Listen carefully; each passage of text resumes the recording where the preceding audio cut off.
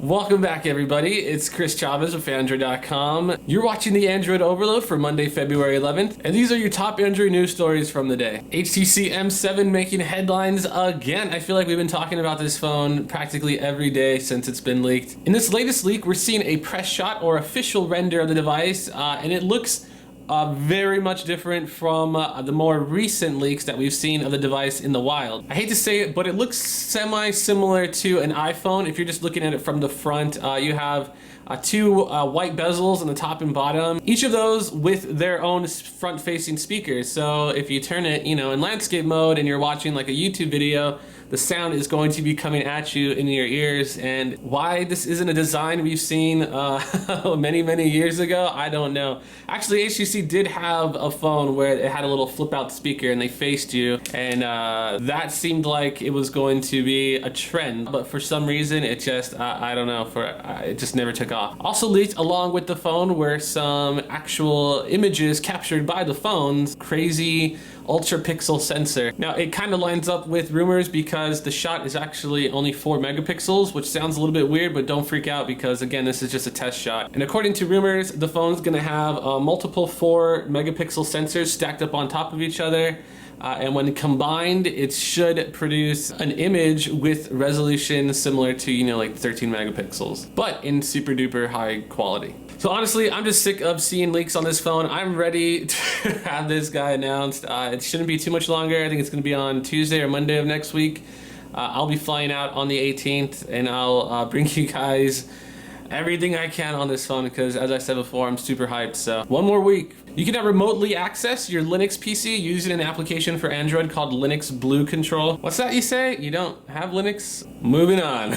United States Congressman Hank Johnson has submitted a draft of something they're calling the Apps Act to the House of Representatives. Now, the goal of the Apps Act is to provide greater transparency from developers and disclosing what kind of information they're collecting to users. So under the Apps Act, it's pretty much the permissions you already see in Android in the Play Store, but it would be a little more detailed as far as why the developer is collecting it and what they plan on doing with that information and how it works with the app, I guess. The Apps Act actually puts greater responsibility on the developers, and I'm all for it because when it comes to our smartphones, they're basically like tiny computers. They have tons of our information on it. There's so much malware out there nowadays. I feel like we need something. Someone needs to do something to put this to an end or at least help curb it. So now any developer not conforming to the Apps Act, it actually wouldn't be a criminal offense. It would just be some type of civil matter. So while there wouldn't be exactly jail time for developers not disclosing this information, they could still get slapped with a pretty big fee. So I'm curious to hear your thoughts on the Apps Act and just increased privacy when it comes to Android or smartphones in general.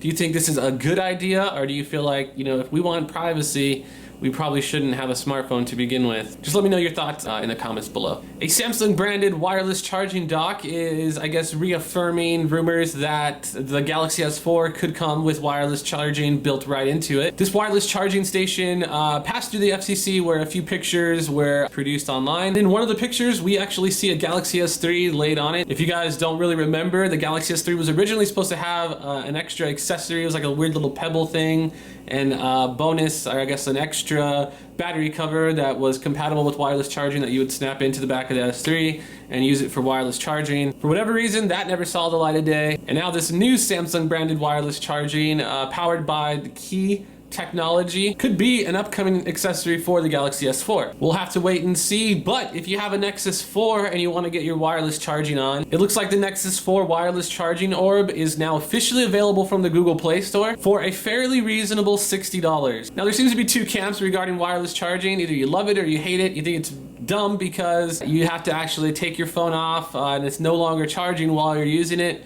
Putting it back on kind of charges it rather slow. And there are those that, find it somewhat convenient to not have to fumble around with cables or cords, just lay your phone down and it magnetically attaches. I think it's cool, but I don't know if it's $60 cool. I'm still kind of teetering on this, so I kind of want to hear your guys' thoughts on it. Do you think it's cool to have a cool magnetic wireless charging orb? Do you like the little wireless charging mats, or do you think wireless charging is lame until they can somehow get it to charge from like 4 feet away? Voice those opinions and thoughts in the comments. There's an interesting article over from our sister site on iSource.com, and it talks about one Apple fanboy, whatever you call him, iSheep, who decided to give the Galaxy Note 2 a spin. But this one has a neat little twist, I guess. I'll go ahead and spoil it for you right now. The guy officially makes the switch from the iPhone 5 to the Galaxy Note 2. He was so impressed by the size, and honestly, I had the phone for about a full month, and really when you go back to anything smaller, it feels like a child's toy. And given that the iPhone 5 has one of the smaller displays on the market, it's only 4 inches, that probably just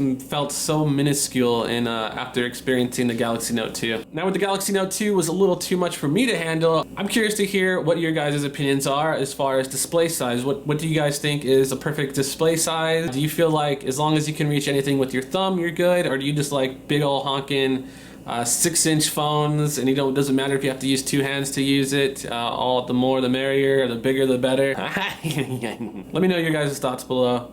Alright, so that just about wraps up the Android Overload for Monday, February 11th. For links to all the articles I talked about in this video here, don't forget to hit the description area where they're all linked. Of course, don't forget to visit Phandroid.com for loads more news, and the Android Overload, where we post links to all the stuff that didn't get featured on the front page of Phandroid. As always, don't forget to thumbs up or thumbs down and subscribe. With Phandroid.com, I am Chris Chavez. Thank you so much for watching, and I'll see you guys tomorrow.